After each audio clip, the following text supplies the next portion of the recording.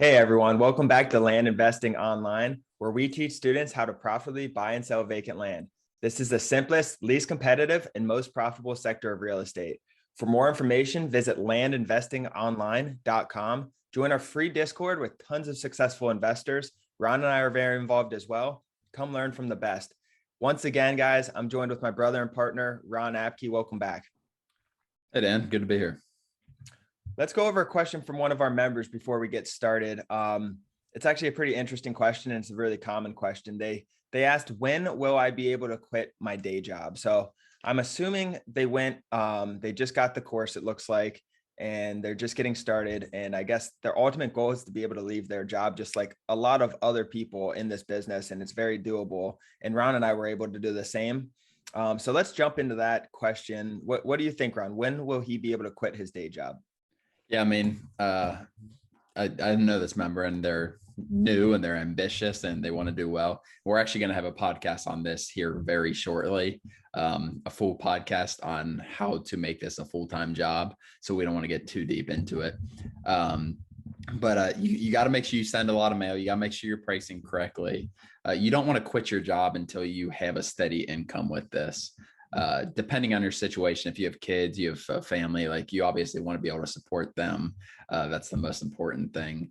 But I mean, we see people do it here in 3 months pretty consistently. We also, people who do it slower might take a year before they want to. Some people never want to quit their job. They just want some extra money. So it's really dependent on, you need to be sending, I would say 10,000 mailers a month in. Which we just talked about in our previous mailer. So send a lot of mail, you'll get deals, and then get your systems right. And I think it can lead to that pretty fast if you're working hard. Yeah. And I think it took us about 6 months to completely be living, 2 of us full time, but we dove in, we were sending 10,000 a month. We made a lot of mistakes, got those mistakes out of the way early. I'm not saying we don't make mistakes now. Obviously we do all the time, but those big mistakes are crucial to go through at first, I think. And there's so many different variables in it, like how you're implementing what we teach in the course and pricing and all that stuff. But it took us 6 months. It's very, very doable. I'd say 6 to 8 months. If you dive in full time like that. I've seen a lot of people do it quicker than that as well. So it really just depends on how you're implementing what we teach.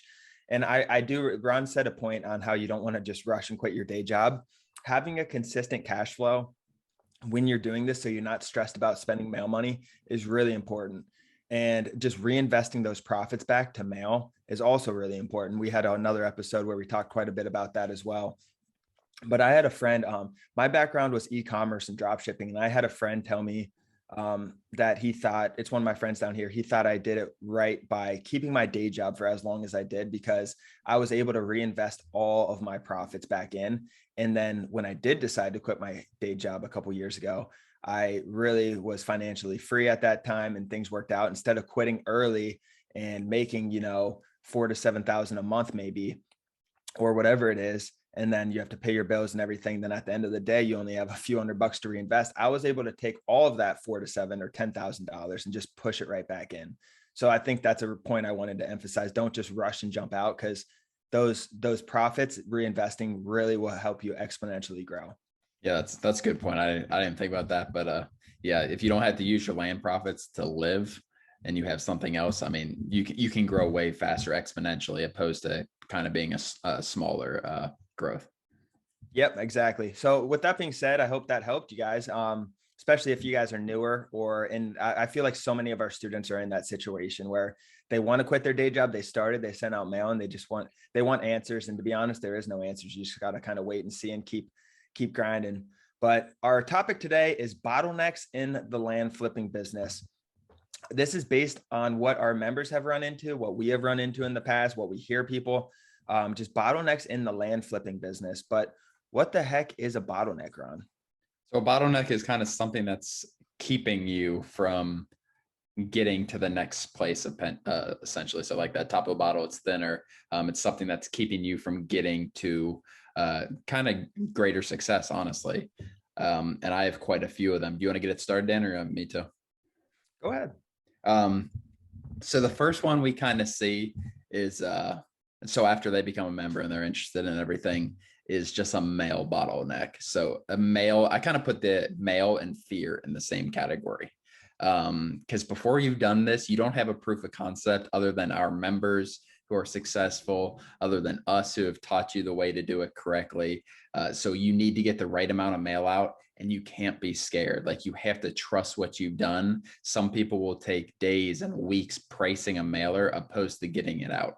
I really urge against this and having a deadline where, let's say, I give myself till Sunday night. If you're working a 9-to-5 job, I want to get this mailer out by Sunday night, and I'm going to hit that send button and get it out. And that fear comes in when you see the mail is the most expensive thing. We talk about it a lot. And there's fear involved with, you don't know what you're going to get back. I can't tell you for sure what you're going to get back, but that does become a bottleneck because it's keeping you from getting to the next thing. If you don't send mail, if you're scared to send mail, you're never going to get your first deal. Yeah, it's a big question mark. And I think that's what scares people. It's you don't know what you're going to get back, like Ron said, and that freaks people out because they're spending thousands and thousands of dollars on this. But at the same time, guys, this is how we make money. We send out mail and we get deals back from that price mail. And it's just so crucial to get over that fear hump. I think that is the number one obstacle, bottleneck in this business, is getting over that and staying consistent with mail, because that is, I mean, I was scared at first. I think everyone goes through it. You just have to commit. This is the number one bottleneck. That's the number one thing you have to get over. Once you get over that fear of spending money on mail, good things are going to come. I promise you that. So just stay consistent through that. The second one that I have here that Ron and I specifically have run into a lot, I put realtors on here. What do you think, Ron? Yeah, that's a big one. I didn't have that. Let me touch base real fast. So before mail and fear, I mean, it kind of builds into the fear. And I'm sure you've seen this a lot with people, Dan. Like, everyone's saying, I want to be an entrepreneur. I want to do this. I want to do that. A big bottleneck before you getting started is being able to invest in yourself in a course. I'm not selling our course, in a course. And that's a huge bottleneck for people to even get started in the entrepreneur game. And if you're that scared, maybe it's not the right thing for you, to be honest. But I want to touch base on that. You said realtors, Dan? Yeah. And going back to that, yeah, investing in yourself. So if you guys have already bought in our course, that's a really big first step, because it's a commitment, right? It's not cheap. Courses aren't cheap in general. We spend a lot of time with our students, and it's just a big step for someone to spend. I mean, our course is $9.95 plus $99 a month. That's a big step for someone to do. And that's the first step. That's the first fear obstacle to get over. But you can't really, I mean, you can try to learn this yourself without taking one of our courses or someone else's course.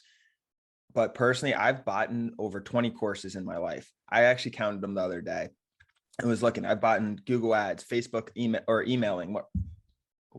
emailing classes, and different Facebook ads, Google ads. What else have I bought? Drop shipping courses, Kindle publishing courses. I've bought in so many different courses over, and I think it contributes to some of the success I've had, because I wouldn't know how I would learn this without a course. And the first step's diving in and really diving in, buying a course and implementing it. But that's all I wanted to touch on that. Yes. So the next one we have is realtors. The biggest thing for me is it's hard to find good realtors. That's been a bottleneck of ours, because it takes so much workload off of us, that we want to use realtors, but it's hard to find good realtors. And then along with that, another bottleneck is the realtors taking a long time to post it and not being urgent with it. So it's kind of two bottlenecks there, I think. What do you think? Yeah, I agree. If that's a big bottleneck for you and you don't have a lot of deals, and you're really struggling finding realtors, and we had a whole marketing podcast, I would suggest selling the land yourself. If you're not super busy and you have time to sell it yourself, I would do that and kind of eliminate that bottleneck and keep looking for realtors until you feel good about one. And I don't want to get too deep into exactly how to find them, because we talked about that in a lot of detail, but I think that's a huge thing. And we've struggled with it because I'm pretty demanding from our realtors. We usually pay them top dollar, 10%. So I'm pretty demanding from them and expect things. So it's not easy for me to find one that I feel good about. Was that our, which podcast, if people are interested, did we have that on, Ron? Marketing Land in 2022. I would think we touched on that pretty well, right? Yeah, I think so. So go back and watch Marketing Land in 2022. We go into that a lot, but, and we kind of tell you how to choose good realtors as well. And in our course, we talk about this as well. The next one I have after realtors. So far we have sending the mail and the fear of mail, and we have realtors. The next one I'd say, which I think we personally have done a decent job, but just listening to some of our members, is the systems and the CRMs to keep up with your growth. So you've gotten past that fear, you're sending a lot of mail, and you have an influx of deals coming in and an influx of calls coming in. How to keep up with them. This is where systems and CRMs and keeping organized. And, I think it's so important to grow. What do you think? Yeah, I have that a little more down my list. But 100%, like if you don't have a way of managing the inbound calls and then managing the deals itself, like it's going to take a toll and you're going to lose deals, I think, more than likely. So I think that's a huge one, is systems. There's a lot of cheap CRMs out there. We use Airtable. I'll link down in the description our Airtable link if you don't have that already. But no, I think that's a huge thing as far as, and it's not necessarily a CRM. Maybe it's Excel and you just have a really good process with Excel, but something where you can manage your leads, manage your deal flow, manage your due diligence, and manage what you're actually selling as well is really important. Yeah. Like right now, I think Ron and I have about 25 deals in every section of our buying process. So we're buying 25, we have 25 for sale, and we have 25 we're selling, or something around that, maybe 20, 20, 20. I hear some land people, and this is fine at first, that are keeping track of all this stuff with pen and paper. Try to keep track of 60, 70, 80 deals with a pen and paper and see how that works with all the other calls coming in, with all the other potential deals. It just isn't going to happen. You have to build, and don't worry about this at first. I want to stress that, because you can do it with pen and paper if that's what you're comfortable with, and you can do it well. I just wouldn't send 20,000 mailers if you're doing that. So I think if you're trying to scale this business, really, really make a great full-time living, you need to implement systems and CRMs. Exactly. I think that's really, you need an answering service, you need a CRM, you need automations in there too. If you're trying to really make it with this, you need some automations in there. It can't just be you answering the phone and then you typing in people's information, because the next phone call is going to come before you hang up. And then you can't do anything else throughout the day. But moving on from there, Dan, I had one that's probably maybe a little before that. I don't know. But I wrote down pulling the trigger on deals. So a lot of people do a ton of extra due diligence, which due diligence is never a bad thing. But there is a point when the due diligence is over and you can determine whether it's a good or bad deal. And I see this on both ends, not necessarily pulling the trigger. Yes, it's either way. Like you need to get that deal out of your mind, whether you're going to purchase it, whether you're going to negotiate with the seller, or whether you're just going to say, no, like this isn't the right piece of land for me. People get so, maybe they don't even have a purchase agreement and don't have an agreement, and they're just doing all this due diligence, wasting hours on end on a deal that they can't even make happen if they like it. I see this a ton from beginners. The best thing to do is get that next mailer out, opposed to wasting time on a deal that probably won't ever happen. If you do have a purchase agreement and the seller wants to sell, do your due diligence, make a decision. You have 3 options: yes, no, or negotiate, essentially. So choose one of those 3 and move on. And keep it moving forward. Like if you don't know and you have a realtor in the area going to look at it, get that realtor there and schedule it, and then follow up with them, and just keeping things moving, keeping things in. We have a good system we use, and things sometimes stay where they are. And we're like, we need to make a decision on this. And we're like, all right, let's get pictures. Getting pictures is the next step. Let's get pictures of the property, look at it, keeping it moving. You don't want it just sitting there. You want it always moving, so you know what's going on. Whether it's you need to get pictures, negotiate, maybe you're getting a realtor there. Don't just let it sit. We had a situation actually come the other day where we lost a deal because we weren't quick enough with the guy. And I guess he got another offer from somewhere else, or a neighbor or something, and we lost a deal because of it. And it just proves that like urgency in this bit, these people get our letter and they see that we can close within 1 to 2 weeks or whatever you guys put on your mailer.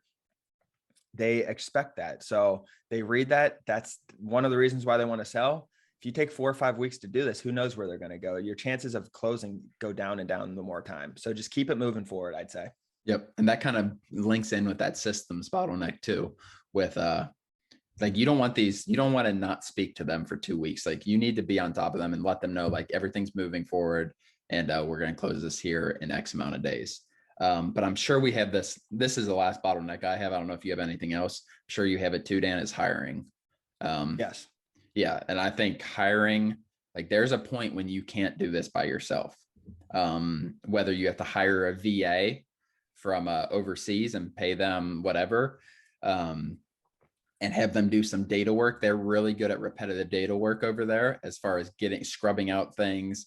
We use them for scrubbing. We use VAs for quite a bit of stuff. And if for those you don't know, that's a virtual assistant. There's plenty of sites online where you can hire them. But hiring in general past that is you need to get, let's say you're a salesperson and you've been doing data, but you don't like the data part. You need to find someone to do the data, price your mailers, because that's probably a bottleneck in itself, is the mailers if you don't like it. Daniel and I have a good split. And then we didn't like the due diligence and the title work and all that. So that was the first person we hired, an American full-time. And she does an amazing job. She's more than worth what we're paying her.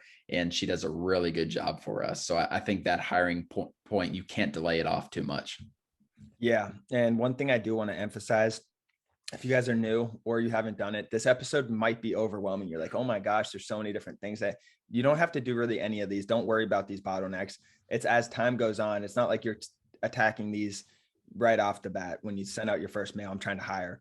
It comes in stages, right? You'll know when you have to hire. Like you'll get hit with deals and you'll be like, I'm getting too stressed out, or I'm too busy, or maybe you just don't want to do it and you have extra money now because you're making deals happen. It's not like you need to attack these things preemptively. I think you need to have them in your head and know when these bottlenecks are going to hit, and then take action when they do. But besides like system and CRM, I wouldn't really get ahead of this stuff. Systems and CRM, you can build out whenever you're ready, really.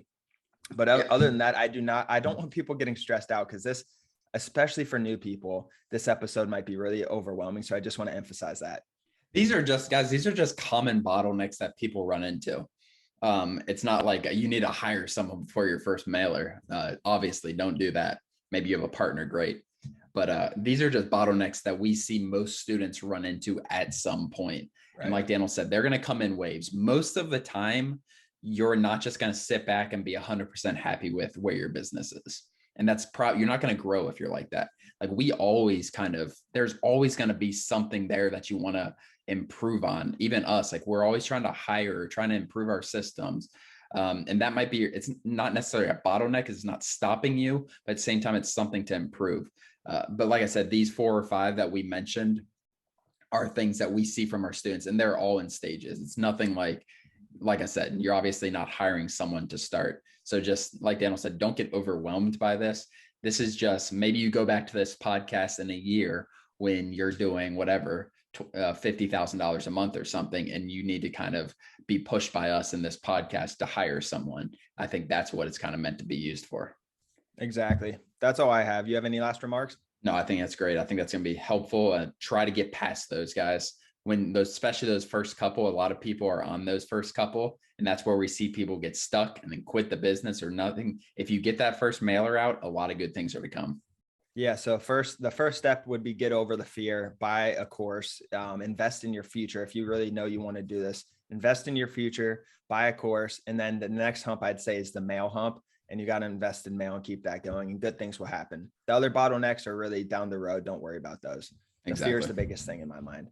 Other than that, guys, thank you so much for joining. Visit landinvestingonline.com. Join our free Discord. Ron and I are very involved. Hop in there, say hi, ask us any questions you have. We're happy to help you guys with whatever stage you're in. Even if you don't want to do this, get in there. There's tons of investors. It's a good place to network. Other than that, thanks for joining. Thanks, guys.